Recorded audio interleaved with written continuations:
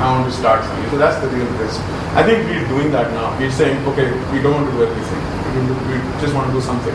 And from easy projects to difficult projects to moving from simple to things that you're scared you can't even deliver.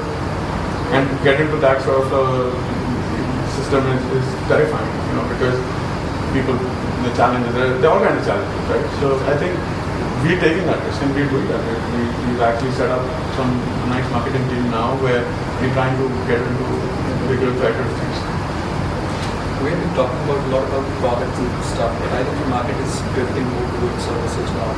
So are you planning to build some product of your own which you can put it like a software and sell it to the guys, or is it more regarding projects and services? No, so I mean, it's just early days, I would just tell you that, but a lot of, when we say products, then even YouTube is a product. I mean, I wouldn't really say product as a desktop service, and it could be, like I said, software as a service. Don't really look at that model. For me, there's no model as that. I don't want to get into that kind of thing. There's a lot of issues there, lots of support issues. You're sitting here in India, your market is different. You could be a Kayako or somebody who's done really well. There's a model right there, which is great. But I think there is enough money in services if you do it right, and there are challenges, of course. For us, I think I'm personally more excited about the consumer space, sort of the devices and different apps or games that come in. And I look at these really cool apps out there, like Talking Cat or Talking Tom or whatever. So one simple app can earn you millions of dollars. Like a really silly app for iPod. One Christmas was doing $30,000 a day. This is surreal. So can we not be sitting here thinking of those ideas and saying, how am I sitting here any different from any guy sitting in the Silicon Valley? Right? No, I mean it's the connections and the fact there's no ecosystem and you don't quite think in those terms, but ideas.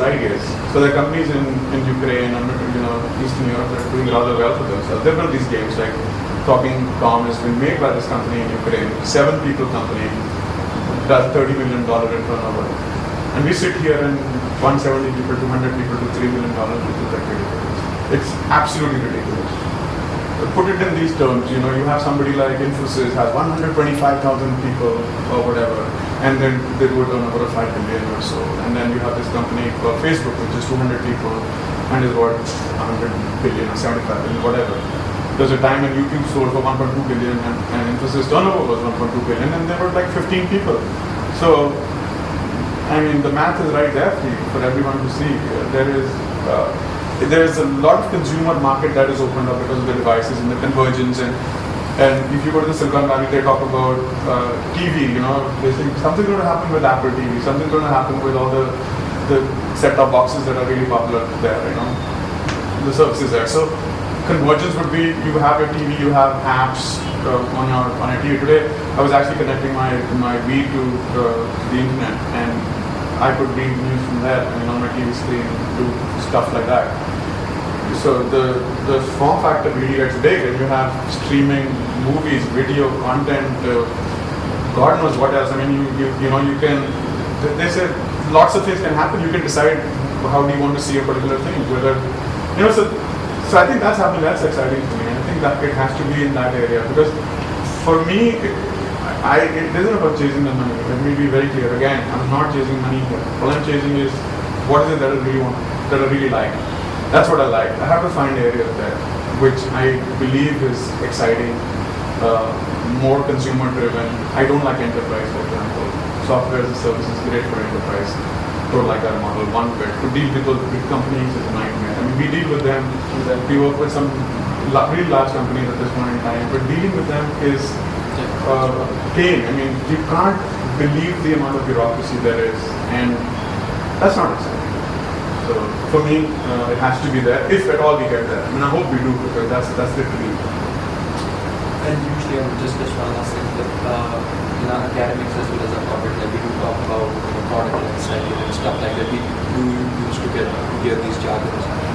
In service industry, specifically when we talk about website development or mobile apps, and you have been into this industry since last a decade or so. Do you think there is any maturity stage, or where are we, or what is the market next 5 years for this kind of service model? I think it's a tough one, but I do think that services companies might really have to start working with product companies in terms of really having the skill sets and not being really large, maybe boutique as you get into business or whatever, really large companies. I think that there's different answers for different companies, right? So different kinds of companies. So larger companies, it might be the way to go. For companies of our size, it's probably not the right model long term. Because there are a lot of, I think the problem that we have is that we're not really moving up the value chain. I think a lot of people just kind of like the fact that they earn money. So they're like, okay, yeah, this is cool. I mean, I'm earning money. I'm still earning money, how do I reduce my costs? And how do I get really bad people in there and just build up plans on an hourly basis? I don't think it's about delivery. It's not about doing the right thing. And I think that as you get deeper into whatever you're doing, I think the competence is really important. And we started seeing that already. A lot of plans say, I don't think outsourcing is going to work. I'm going to take it back to the US. So we do the initial pilots and then they take it back because there aren't enough people. People keep moving here. It's a big challenge. Just jumping ship happens with everyone. It happens with Infosys, happens with everyone. And for the kind of companies that we work with that are not enterprises, and I'll tell you the story about enterprises as well, but those people are really cautious about the money that they're spending. So it's kind of important that they get value for the amount of money that they spend, which really comes in from competent delivery of their projects. So it could be that you form boutique companies where people have a stake in those companies. Maybe that's the answer to do it. You're not everything to everyone. A lot of companies don't really care where you are based. If you're based in India, great. If you have the competence, we'll do it with you. You charge $50 an hour, we'll do it if you're competent. They don't care. I was looking for. I was telling somebody about PHP developers. Saying, you don't really find really talented PHP developers here. People who can build products, scalable products in the consumer segment. And the guy was saying, what? I was at, when Facebook launched the Places thing, I was actually in the US at that time, and this guy was at the Facebook event. And he said that Mark Zuckerberg was actually making a pitch for, we're looking for 10 PHP developers. We can't find them in Silicon Valley.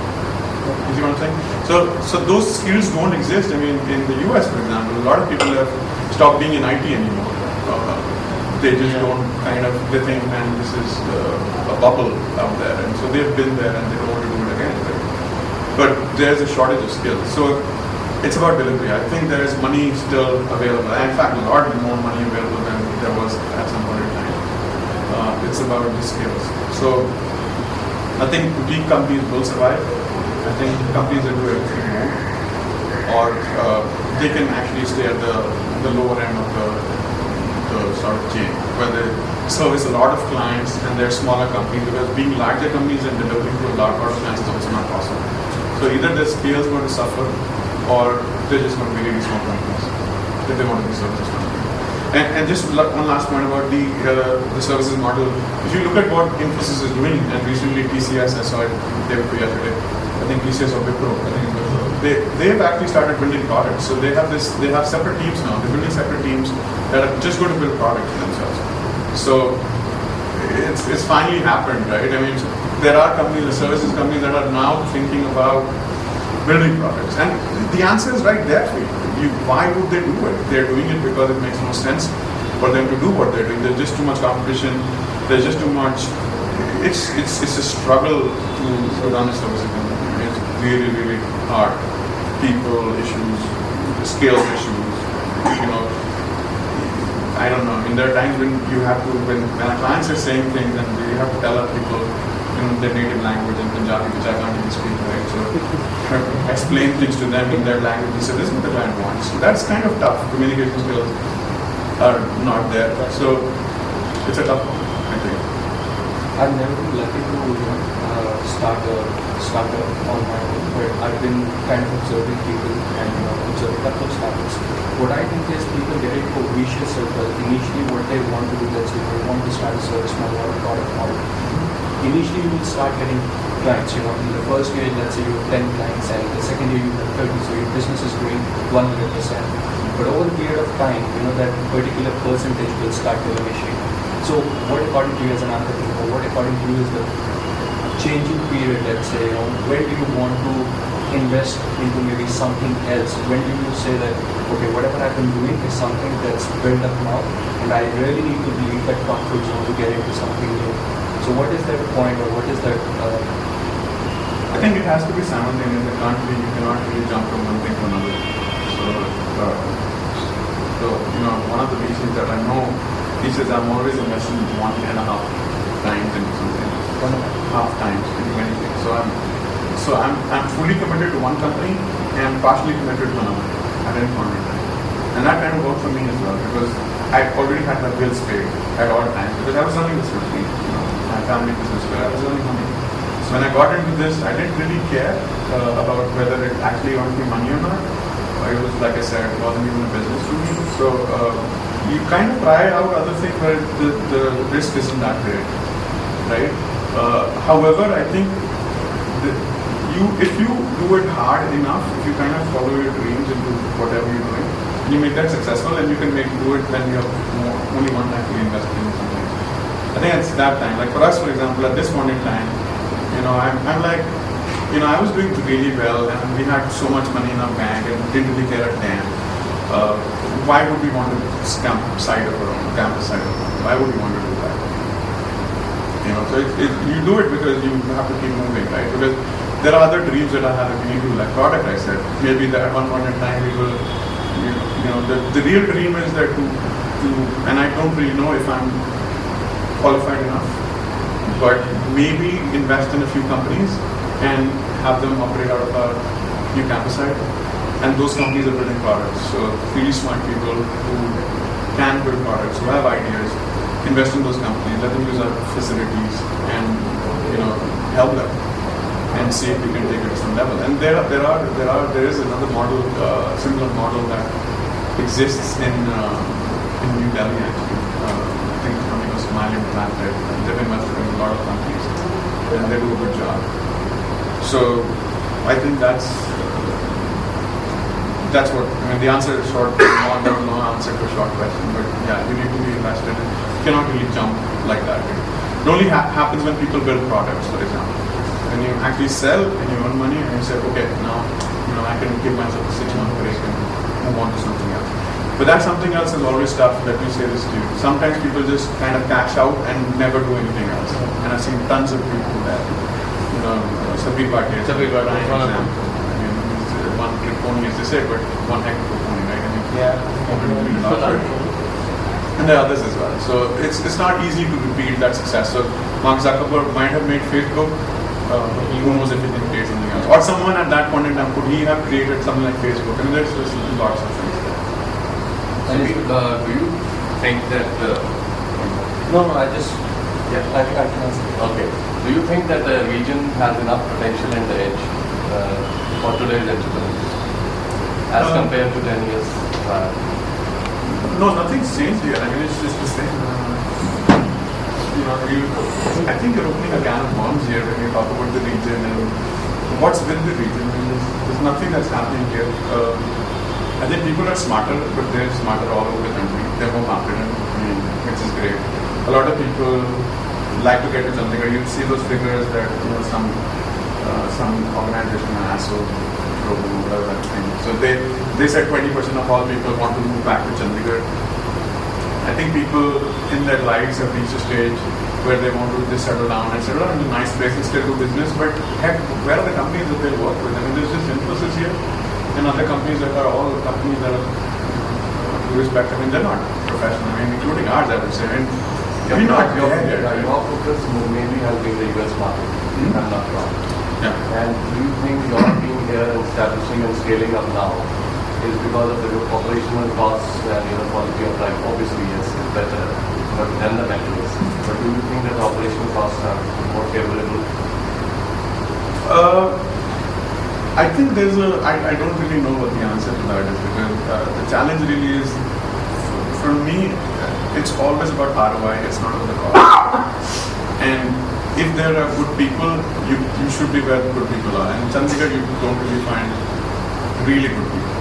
Okay, and you hear this all the time. So it's about people. And does Chandigarh have enough companies? Do we have enough companies here in the region? Punjab, is a non-starter. I mean, whatever. Sorry, this is being sponsored by Punjab, but it's a non-starter. So is Panchkula, right? I mean, and then there's Chandigarh. And guess what? We don't even know what IT director is. He doesn't approach IT companies. We don't approach him. Who cares? There's just a bunch of companies here, and they're just half of them, like we say, are real estate agents in disguise. I mean, we're just trying to build these fancy buildings and say, damn with IT, right? Who cares? Right? And you can see it. There are lots of companies here not doing anything. I mean, they're just created these bizarre buildings and they're just going to lease them out, just waiting for the time when that happens. So no, it hasn't happened. How Chandigarh can succeed is when you actually have something like DLF. You have people who can move in. Incubation. And that's when you need to kind of, and do it in Chandigarh first. Get more companies here. And because scale is going to be difficult, probably more product companies here. And I know a lot of these foreign companies, you'll be surprised how many Nordic companies actually work out of Chandigarh. There are at least one in our IT Park, and then there are multiple in Mohali. Nordics, Finnish, Norwegian companies. Because they said, where's the quality of life the best? It's in Chandigarh, so they come to Chandigarh. But where's the space? There is no space. They struggle, with basic issues. So anybody asks me and said, what should we do with Chandigarh? I said, heck, just create a building like DLF so you can have people at least move in, create those small companies and then see how they can scale up. You create those fancy apartments, apartments, and sell them for 6 crores. Who are you kidding? Nobody has money to buy them, right? So they don't even sell here. They go sell to NRIs. So the governor of Punjab at that time, he said, where will all these people who come to Chandigarh stay? They're not staying in those fancy buildings that cost 6 crores. He can't afford those buildings. What are you even talking, right? So create, and let them stay in Zirapur, like I was telling you. Let them stay in Zirapur, in Panchkula, Mohali, wherever. Create a good transport system which doesn't exist here. You've taken those nice little fancy red buses out of circulation, put them on straight route. That's crazy. So, I know it's a small city, people don't really use it, but if there was good connectivity with Zirapur and Chandigarh or Mohali, this will be where people can move in. And I can tell you, I have this plot of land where, I'm happy, really happy, because at one point in time I didn't want it. Because I never really used to think at that scale, and I said, 1/3 of this is fine. I can create a vertical building and we'll be fine. Now it's different because now I dream of something else, which is awesome, campus side and everything. But do we companies really want that big side? No. We want maybe have multiple companies on smaller plots. Or it doesn't matter, just create, like I said, take that Barcelona thing and just build all these ready to move in, and I think you'll be good because people would love to come here. So no, nothing's happening here. And the reason is there's just too much bureaucracy and everyone's in jail already or lined up. Yeah. Right. So you said at the initial level, when you hired new people or expanded your team, share your experience with us at that point of time. What sort of difference? When you hired the next person other than you, maybe probably the NCA guy, what qualities or what requisites you looked into him? Because now when I hire people, I see that, okay, I work this much, at least 50% output should be delivered by the next guy I hire, then only I can expand. Yeah, so my first person was actually not a developer, he was a marketing guy. And we nearly closed shop, I can tell you that, because I had this guy move around the city. The first and foremost thing is when you ask people to do it on your internet connection, like, why do you want to go somewhere? Just email people, right? He would say, no, I can't go to sector 17 every day. That's crazy, I don't want to work for you. Like, that was my first guy. So I had to convince him, no, this is fine, I'll send you to Baddi one day. And he's like, okay, so he gets money, paid money, right? So, but when I got married, this guy, and I was on my honeymoon actually, this guy just disappeared. So when I came back, there was nobody in my office. So I was like, okay. So then I said, damn with these marketing guys, I'll do it myself. So I used to do it myself, and then I hired a developer because I needed somebody to do the data entry. It was yellow pages basically, so that's what he was doing. So that was my first employee. However, like I said, got lucky that this guy was an MC and he was a really smart guy. But I think the general rule they say is hire for attitude and train for skills, right? That still holds. And I would think that what has worked for us in the past, and I think that's a good model, and I think that's a good model is you should train people, and they have more commitment to your company. They kind of identify more with you rather than hiring at a lateral level, which doesn't really work because they're just so used to their other companies. So they're not really, they don't really buy into your company as much as a youngster would do, I would think. And then you need to have more people than just one or two people. I think the But more the better. again, if you hire youngsters and that also management graduates, they look into companies which are big in brand, probably not a startup. It's like I said, I mean, we still face those problems. Now I have people that move to Infosys all the time, right? So, You train people and they go out. they go out. And like I said, they're product This companies. happened with me last year. My biggest problem at this point in time is that people who like going to product companies because they don't like services companies because there's too much effort being put in, and product companies are more 9-to-5 jobs and nobody else in business. And I don't really understand that logic. And so it doesn't even matter to me if those guys want to leave, because why would you as a youngster want to just spend 8 hours in the office, or what are you trying to do here? Just have a cushy life or not do anything? I mean, a lot of people that I know who join Infosys or some other companies, they tell me that they have nothing to do there. They're like, we're just sitting there doing nothing. I mean, why would you want to like that? I mean, so does it pay you more money? But here's the thing, in 2 years, you'll be out of a job, you'll be out of your skills, you'll be nowhere. So